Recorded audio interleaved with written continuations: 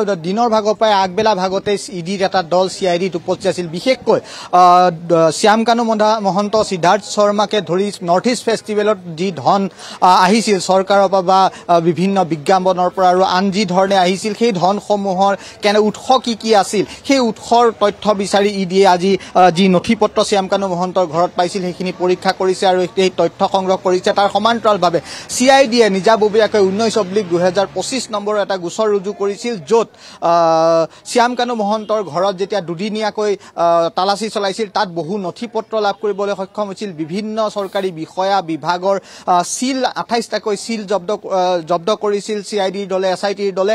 আৰু সেই যি নথিপত্ৰসমূহ তাত লাভ কৰিছিল, কেইবাটাও কোম্পানীৰ তথ্য তাত লাভ কৰিছিল, যিয়ে এক ৰঙালীকে হওক, নৰ্থ ইষ্ট ফেষ্টিভেল হওক বা এনেধৰণৰ যি কাম কাজ, সেই কাম কাজ কৰাৰ তথ্য তাত আছিল। আৰু তাৰ সমান্তৰালভাৱে যি এজাহাৰ দাখিল কৰিছিল, এজাহাৰত কোৱা আছিল যে বিভিন্ন ধৰণে নথিপত্ৰৰে প্ৰবঞ্চনা কৰা, চিলমোহৰ চৰকাৰী চিলমোহৰ ভুৱাকৈ প্ৰস্তুত কৰি বিভিন্ন লোকক প্ৰবঞ্চনা কৰাৰ এই গোচৰ আছিল, যিটো পৰৱৰ্তী সময়ত PMLৰ যোগেদি ইয়াত আপোনাৰ PMLA যি আইন আছে সেই আইন যোগেদি মানি লণ্ডাৰিঙৰ এটা গোচৰ ৰুজু হৈছিল। আৰু সেই গোচৰ ৰুজু হোৱাৰ পিছতে ইয়াৰ অনুসন্ধানৰ বাবে ইডিক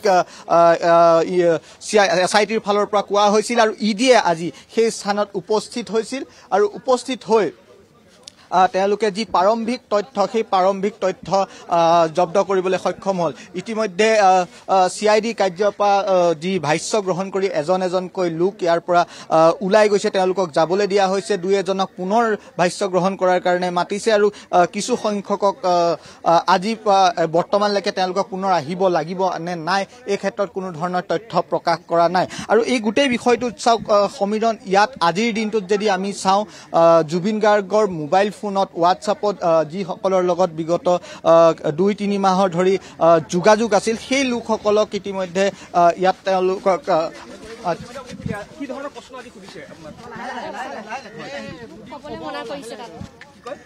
কবলৈ মনা কৰিছে, মানে ডিসক্লোজ কৰিব মনা কৰিছে বাহিৰত। কিমান সময়ত আপুনি উপস্থিত আহিছিল?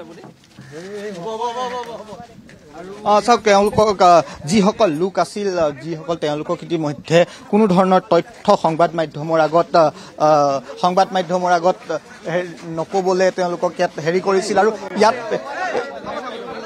সংবাদ মাধ্যমৰ আগত তেওঁলোকক ইয়াত কোনো ধৰণৰ মন্তব্য নকৰাৰ বাবে CIDৰ ফালৰ পৰা, SITৰ ফালৰ পৰা তেওঁলোকক কোৱা হৈছে। আৰু এই গোটেই প্ৰক্ৰিয়াটোত এতিয়া যি আজিৰ দিনটোত চাওঁ বা যোৱাকালিও চাওঁ, যিসকল লোক জড়িত হৈ আছিল ঘনিষ্ঠভাৱে হওক বা ফোন যোগে হওক জুবিন গাৰ্গৰ লগত, তেওঁলোকক জেৰা কৰা হৈছে, তেওঁলোকৰ ভাষ্য গ্ৰহণ কৰা হৈছে।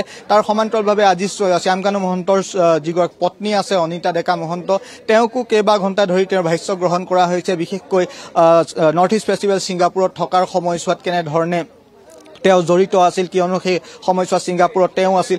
আনহাতে যি শ্যামকানু ট্ৰেন্স MMS নামৰ যি কোম্পানী আছে, সেই কোম্পানীৰো সঞ্চালিকা আৰু এই ক্ষেত্ৰত তেওঁৰ কিমান দূৰ ইনভলভমেণ্ট আছে গোটেই কোম্পানীটোত বা কাম কাজবোৰত, সেই তথ্যসমূহ আজি তেওঁৰ পৰা লৈছে। তেওঁৰ সেই ক্ষেত্ৰত ভাষ্য গ্ৰহণ কৰিছে। আৰু বৰ্তমান সময়ত আমি যি জানিব পাৰিছোঁ, আৰু কেইবাগৰাকীও এনেধৰণৰ লোক যি বিগত 2-3 মাহ জুবিন গাৰ্গৰ লগত যোগাযোগত আছিল, ফোন যোগে হওক বা তেওঁ ষ্টুডিঅ'ত হওক, সেই লোকসকল পৰাও ভাষ্য গ্ৰহণ কৰা হ'ব যে কেনেধৰণে ইয়াত যিহেতু কোৱা হৈছে যে শেখৰজ্যোতি গোস্বামীৰ যি ভাষ্য আছিল, সেই ভাষ্যত কোৱা হৈছিল যে সিদ্ধাৰ্থ শৰ্মাৰ বিষ পান কৰাইছে। যদি বিষ পান কৰাইছে এইটো পূৰ্ব পৰিকল্পিত ঘটনা নেকি? যদি পূৰ্ব পৰিকল্পিত ঘটনা, ইয়াত আৰু লোক জড়িত হৈ থাকিব পাৰে, যাৰ বাবে এনেধৰণে এতিয়া বিভিন্ন লোকক মাতি অনা হৈছে। জুবিন গাৰ্গৰ লগত যোগাযোগ থকা, তেওঁৰ লগত ঘনিষ্ঠ বা তেওঁৰ বন্ধুৱে হওক বা তেওঁৰ বাদ্যযন্ত্ৰী আন লোকসকলকো এনেধৰণে লৈ অহা হৈছে আৰু লৈ আহি এইখিনি কথা আমি বুজি পাইছোঁ, এইখিনি আপুনি প্ৰাসংগিক বিষয়ে উত্থাপন কৰিছে।